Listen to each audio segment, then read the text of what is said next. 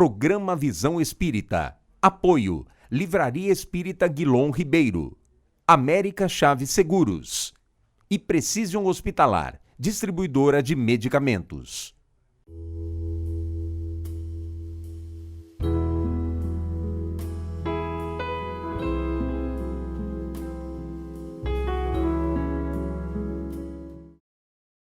O programa Visão Espírita pede licença para entrar no seu lar e levar-lhe uma mensagem de fé, de otimismo e de esperança.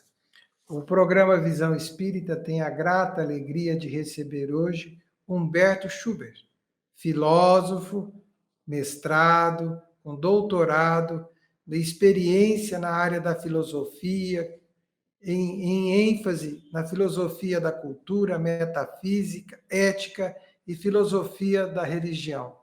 Humberto Schubert também é autor de livros, entre eles A Genealogia do Espírito, Diálogos Espíritas, Filosofia Perene. Além do blog, que tem vários artigos, Filosofia Espírita, um blog ativo com muito conteúdo, já fica aqui o convite a você, amigo telespectador, para conhecer este trabalho do Humberto Schubert. Humberto, seja bem-vindo ao programa Visão Espírita.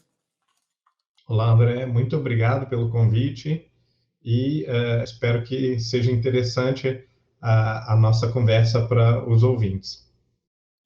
Tenho certeza que será, Humberto, porque falar de filosofia é sempre interessante e nos faz pensar um pouco.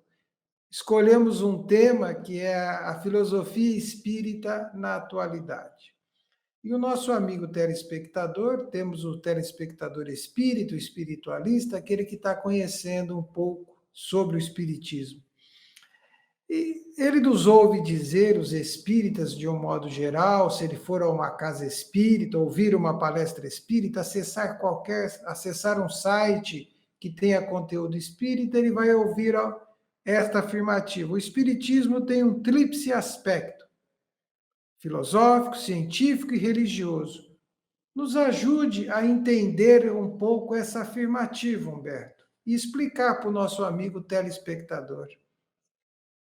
Muito bem. Essa metáfora, ela é muito interessante, mas em primeiro lugar nós precisamos de fato entender que se trata de uma figura de linguagem, de uma metáfora, porque a bem da verdade, o espiritismo poderia ser descrito como não sendo exatamente nenhuma dessas coisas. É um tipo de filosofia, mas é uma filosofia muito peculiar, porque deita as suas bases sobre certos fenômenos, ou seja, ela é alimentada pela ciência, não parte então de uma especulação da pura razão. Ela também engloba elementos que são tipicamente religiosos, não apenas elementos de uma filosofia da religião ou de uma metafísica, como Deus ou a imortalidade da alma, mas até elementos mesmo da vivência religiosa, como as preces e a adoração a Deus, que Kardec, inclusive, descreve em um capítulo das suas leis morais como a lei de adoração. Por essa razão, então, não seria uma filosofia no sentido mais duro, mais rigoroso do termo. Da mesma maneira, o Espiritismo tem um aspecto científico, mas é uma ciência peculiar. Como Kardec admitiu, não uma ciência parecida com as ciências da natureza, ou com os estudos dos fenômenos positivos empíricos e materiais, mas sim uma ciência de tipo mais psicológico. É bom lembrar, na época não existia. A psicologia surge historicamente ali 2, 3 décadas após a morte de Kardec, de modo que naquele momento as ciências humanas não estavam consolidadas e a própria ciência psicológica ela não tinha ainda se firmado. Por fim, o Espiritismo também não é religião num sentido clássico do termo. Talvez de todas as coisas isso seja o que o Espiritismo menos é, embora ele seja às vezes praticado como religião, ele não tem aquelas características básicas da religião organizada, da instituição religiosa e nem mesmo do credo religioso ou da doutrina, porque todos os seus elementos, todos os seus princípios e pontos são questionáveis. O próprio Kardec os coloca em questão, revisa alguns ao longo de sua obra, ao longo dos seus estudos, e convida-nos a questioná-lo e a criticamente lidarmos com esses pontos e com esses princípios sem obediência e sem uma fé que ele considera cega, sem uma fé, uma convicção sempre examinada e questionada. Humberto, no seu blog, como nós já citamos, né, Filosofia e Espiritismo, né, eu vi que Filosofia Espírita no seu blog, eu vi que você tem vários artigos, inclusive um deles é Espiritismo e Filosofia Alemã. A pergunta que nos traz agora, inclusive para os espíritas e também para os nossos telespectadores, a filosofia espírita se aproxima ou tem alguma identidade com qual escola, aspas, nesse escola do pensamento, me perdoe, sou leigo, vou colocar como escola do pensamento, que é aceita pela academia, que é aceita pelos meios acadêmicos, né? A filosofia espírita se aproxima, tem identidade, se tem com qual, você pode nos ajudar a conhecer um pouco mais sobre isso? Excelente questão, e a gente poderia inclusive desdobrar uma outra questão dessa, que é por que é que o espiritismo não é aceitável academicamente, nem como filosofia, nem como uma ciência? Exatamente por conta da questão anterior, por ele envolver esses três aspectos que, de acordo com o nosso entendimento acadêmico do mundo, de acordo com as ciências organizadas, esses aspectos eles não são conciliáveis. Eles precisam, ou eles deveriam estar separados para que, aí sim, o Espiritismo pudesse se apresentar como uma filosofia livre, né, da influência tanto da religião quanto livre de uma possível subordinação a uma ciência, se fosse uma ciência mais psicológica, uma ciência dos fenômenos físicos propiciados aí pela mediunidade, alguma coisa assim. Mas o Espiritismo lida bem e interage bem, ou está relacionado com uma série de correntes filosóficas tradicionais. A primeira, mais óbvia delas, é o platonismo. Em suas múltiplas formas e variações, né, a gente encontra na tradição filosófica o termo, às vezes, neoplatonismo, que significam os novos platonismos. Existe um neoplatonismo já na antiguidade, né, na época ali um pouquinho anterior ao Santo Agostinho. Existe um neoplatonismo da Renascença, ali com Giordano Bruno, que é uma figura importante também para os espíritas. Existem neoplatonismos mais recentes, na era moderna mesmo, na filosofia moderna e contemporânea. Bom, todas essas manifestações do platonismo são muito próximas do espiritismo, ao ponto de o espiritismo, inclusive, render certas homenagens a pensadores platônicos, acima de todos ao próprio Platão e a Sócrates, seu inspirador, seu mestre, mas também a outros aqui e ali, como eu já citei, por exemplo, Giordano Bruno. Então, essa corrente muito poderosa, que é uma das principais, se não a principal, do pensamento ocidental, depois se casou muito bem com o cristianismo, né, adaptou, reciclou ideias cristãs dentro de si, ou fomentou a tal ponto o pensamento cristão que as próprias correntes cristãs, entre aspas, não platônicas, elas contêm sempre alguns elementos platônicos, né? Essa corrente ela tem várias características que são tipicamente espíritas. O criticismo, a recursividade do pensamento, ou seja, perguntar como que é possível que eu esteja me colocando essas mesmas questões, né? De onde vem o instinto, a possibilidade de colocar certas questões, né? Um caráter um pouco existencial, um caráter muito ético-moral e uma preocupação grande em explicar as causas das coisas, né? Em dar explicação suficiente para as origens das coisas. E, claro, também o aspecto espiritual propriamente dito, ideias que derivam dessas características básicas, como a ideia da reencarnação, a ideia da comunicabilidade com os espíritos, de uma hierarquia de espíritos que vai ascendendo intelecto, moralmente, até a angelitude, né, buscando o intercâmbio com os deuses, né, aqueles que Platão chama de deuses, por exemplo, no seu diálogo Fedro, mas não apenas o platonismo tem semelhanças ou tem certas relações com o espiritismo. O espiritismo, em alguns momentos chave, se assemelha bastante ao estoicismo, uma filosofia de que fala muito bem uma das maiores escritoras espíritas, né, uma mentora espiritual chamada Joana de Ângeles, fala sempre muito elogiosamente a respeito do estoicismo, e também tem muita relação com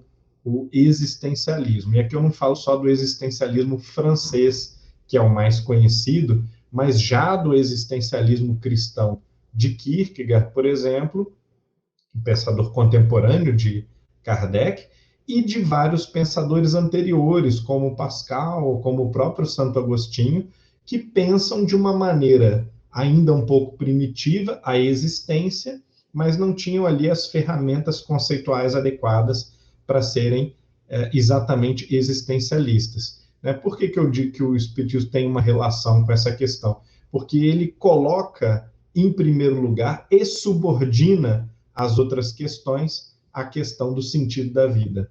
Nós vamos ver isso muito em Kardec, particularmente no livro Céu e Inferno, naquele preâmbulo, naquela introdução chamada O Porvir e o Nada, e nós vamos ver isso magnificamente também em toda a obra de Leon Denis, que é evidentemente já existencialista, influenciada já pelos pensadores de 1900, 1910, mais ou menos. Me permite aqui fazer uma consideração, contar com a sua reflexão. Eu li alguns dos seus artigos, né? Claro que precisaria relê-los, porque eles têm um conteúdo muito interessante. E você vai afirmar eu até separei um artigo aqui, que você vai afirmar no artigo qual é a filosofia espírita, você vai afirmar num determinado momento que Kardec se caracterizaria, aspas, como um filósofo popular e não sistemático. Ele se apoia naqueles que são sistemáticos. O que seria esse filósofo popular? E já emendando uma outra questão, eu também li num artigo seu, a relação que aproxima os conceitos filosóficos, a proposta espírita, aos pensadores alemães, a escola, aspa, alemã. Como é que dá para que a gente entenda um pouco isso? Bom, se você me permite, eu gostaria até de começar pela segunda questão. Qual é que é a relação entre Kardec e a filosofia alemã?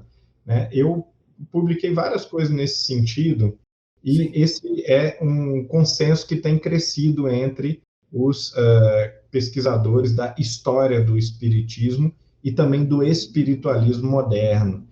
Por exemplo, nós sabemos que o romantismo francês, o espiritualismo francês e o socialismo utópico, eles bebem fartamente da fonte do espiritualismo alemão, por exemplo, de Lessing, na sua Educação do Gênero Humano, um texto que agora nós disponibilizamos também, nós temos disponibilizado pela editora Comênios recentemente, e também fartamente em autores românticos e idealistas alemães, entre outras razões, porque esses pensadores são extremamente influenciados pelo platonismo, como nós já ressaltamos antes, são autores, portanto, espiritualistas, vão influenciar bastante Kardec, porque Kardec estudou numa escola bilíngue, né, mas com um professor alemão, que era Pestalozzi, e Pestalozzi, muito provavelmente, ofereceu a Kardec as condições para fazer a sua educação bilíngue, a ponto de que nós sabemos que Kardec, muito, muito jovem, faz traduções do francês para o alemão. É muito mais difícil do que traduzir de uma língua estrangeira para a sua, é traduzir algo da sua língua, do seu idioma, para um outro. Então, Kardec, muito jovem, saído da escola de Pestalozzi, ele tinha o domínio absoluto do idioma alemão, deve ter lido muitos textos para adquirir, tão jovem, esse domínio completo do idioma. Desculpe, esqueci qual foi a primeira questão antes dessa. A primeira questão é que você coloca tá lá no artigo que está no seu blog, qual é a filosofia espírita. Você vai dizer num determinado trecho do artigo, e depois você fundamenta isso, a questão do filósofo popular, que Kardec poderia ser entendido como um filósofo popular. Exatamente. Por quê? O filósofo popular é aquele que escreve para os não filósofos. O filósofo sistemático, ou o filósofo de gabinete, né, teórico puro, ele escreve exclusivamente para outros filósofos. Então, ele usa um linguajar de um jargão mais técnico, né? Ele tem, às vezes, uma escrita algo hermética, né? Mais fechada, mais excludente. E isso se deve ao fato de que ele está tentando oferecer demonstrações, parecem matemáticas, né? Demonstrações muito conceituais, muito lógicas, para os outros filósofos. Quando o filósofo tem a pretensão de atingir um público maior e também um público de formação mais variada, de diversos perfis de pessoas com diferentes tipos de formação, ele é considerado filósofo popular, o que não é uma depreciação. Eram filósofos populares, alguns dos maiores filósofos, como, por exemplo, Pascal, Rousseau, ou a gente até poderia dizer Santo Agostinho, de certa maneira se enquadra nessa categoria. Ao passo que filósofos sistemáticos, ou que escrevem apenas para outros filósofos, poderiam ser, por exemplo, Spinoza ou Immanuel Kant. Amigo telespectador, te pedimos um momentinho, daqui a pouco voltamos com a nossa entrevista com Humberto Schubert, falando sobre filosofia espírita na atualidade, e ele vai falar sobre as abordagens filosóficas que o espiritismo apresenta nos princípios básicos. É um minutinho, voltamos já.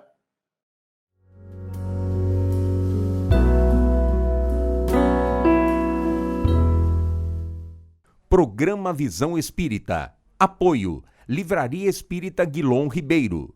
América Chave Seguros. E Precision Hospitalar, distribuidora de medicamentos.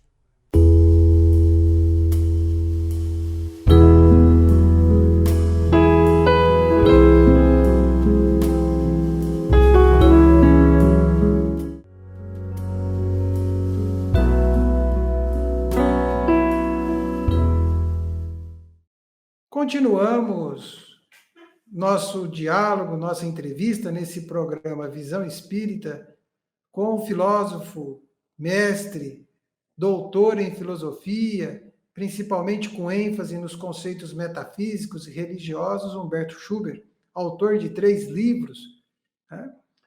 Blog Filosofia Espírita, uma vasta produção, um vasto conteúdo. Mas, Humberto, nós, antes do intervalo, trouxemos a questão sobre quais as abordagens filosóficas que o Espiritismo apresenta nos seus princípios básicos, porque nós colocamos que a imortalidade da alma, a pluralidade dos mundos habitados, a reencarnação, são aspectos, né, básicos do Espiritismo. Como que a filosofia, quais são as abordagens que aí estão presentes?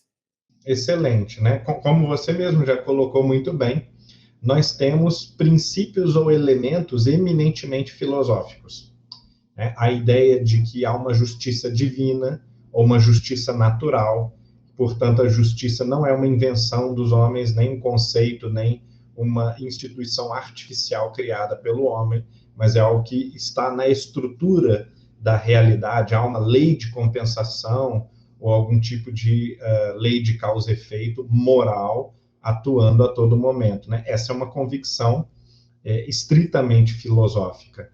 As religiões, muitas vezes, elas usam concepções como esta, e isso nos faz imaginar que são concepções originalmente religiosas, quando, na verdade, essa é uma concepção filosófica a respeito da verdade, a respeito da realidade como ela é, como o mundo é, como a vida humana é. Então, nós temos também outras concepções, como o livre-arbítrio, Deus, que também erroneamente é entendido como um tema da religião, mas enquanto causa explicativa das coisas, não é um princípio religioso, e sim um princípio filosófico.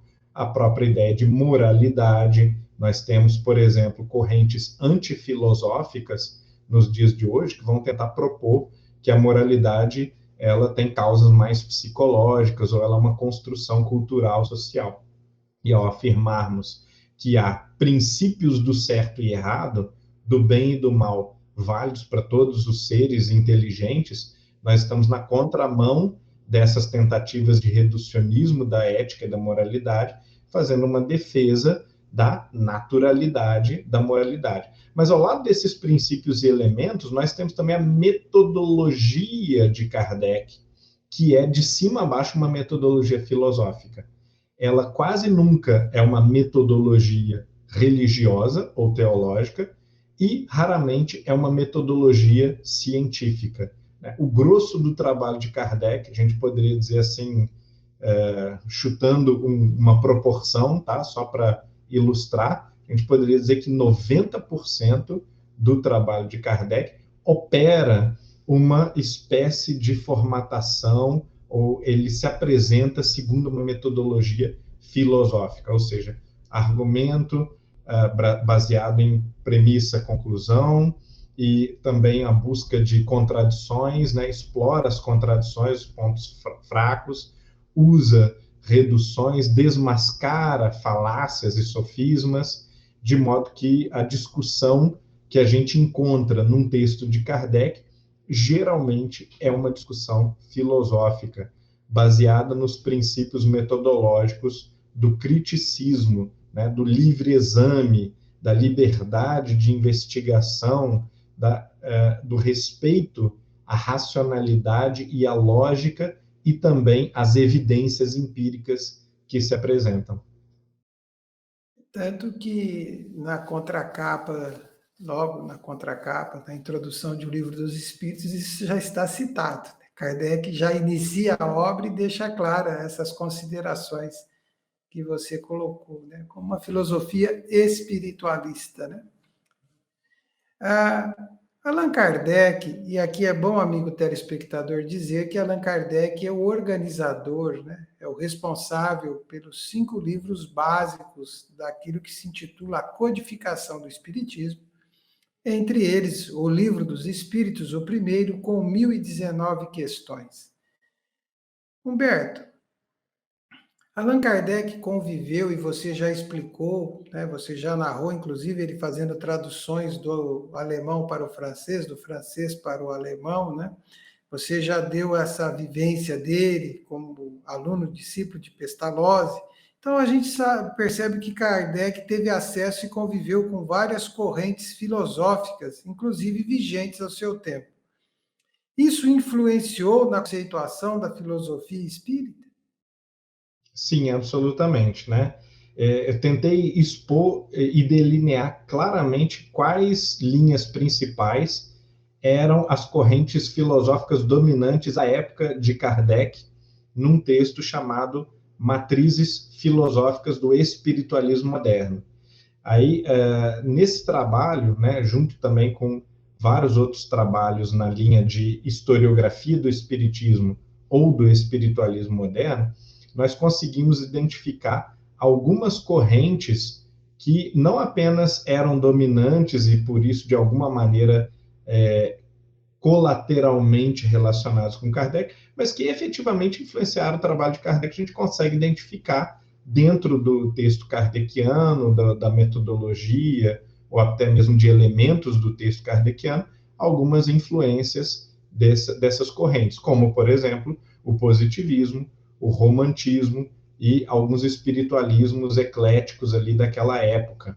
Entretanto, interessante observar o seguinte, são correntes contraditórias entre si, que não se dão bem, não se comunicam, de modo que fica evidente que, ao receber essas múltiplas influências, Kardec não pode ser discípulo de nenhuma delas. Ele era uma espécie de livre pensador que absorvia aquilo que ele considerava bom e excluía aquilo que ele considerava ruim de uma maneira bem eclética. Humberto, nós estamos chegando ao término desse primeiro programa Visão Espírita, já convidando o nosso amigo telespectador que está conosco até agora, porque esta conversa agradável e esclarecedora, né, continua. Inclusive, o nosso amigo telespectador poderá, após assistir essa entrevista, acessar o blog, né, Filosofia Espírita, e ter acesso aos artigos que você vem citando, né, entre eles os últimos que você citou, Matrizes filosóficas do espiritualismo moderno. Matrizes filosóficas do espiritualismo moderno. Nós vamos te Dentro, pedir, por favor. Pode perdão, concluir, por favor. dentro do livro Espiritismo em Perspectivas. Nós vamos te pedir que nós estamos chegando ao final, te agradecendo e contando com a sua presença para continuarmos esse diálogo sobre filosofia espírita na atualidade, pedindo que você deixe ao nosso telespectador, ao nosso amigo ouvinte, porque também o programa Visão Espírita vai ao ar pela web rádio Verdade e Luz, uma mensagem para todos eles. Eu deixo a mensagem da sede e da busca do esclarecimento como um elemento fundamental da nossa elevação moral, da nossa espiritualização e também da promoção da nossa própria felicidade, do nosso bem-estar, que é o objetivo final dessa busca por espiritualidade. A gente precisa superar a ideia de que espiritualidade é uma tarefa desvinculada das outras atividades da vida, das atividades profissionais, da ciência, dos estudos, né, do nosso preparo para determinado curso, uma determinada ação profissional, e principalmente desvinculado das preocupações éticas, sociais, né, que às vezes ocupam o nosso diálogo cotidiano. O Espiritismo, portanto, ele vem se apresentar eminentemente como filosofia. Então, merece ser discutido e convida à discussão sem a necessidade de crença, a não ser que essa crença brote de uma convicção baseada nesses argumentos, nas evidências oferecidas pelas experiências espirituais. Agradecemos ao Humberto, agradecemos a você, amigo telespectador do programa Visão Espírita, te convidando a multiplicar o nosso link, nosso canal no YouTube, e desejamos que tenha muita serenidade, muito equilíbrio, muita paz, muita sabedoria. Isto, com filosofia, é possível. Com a filosofia espírita, então, os horizontes se ampliam. Até o nosso próximo programa, Visão Espírita.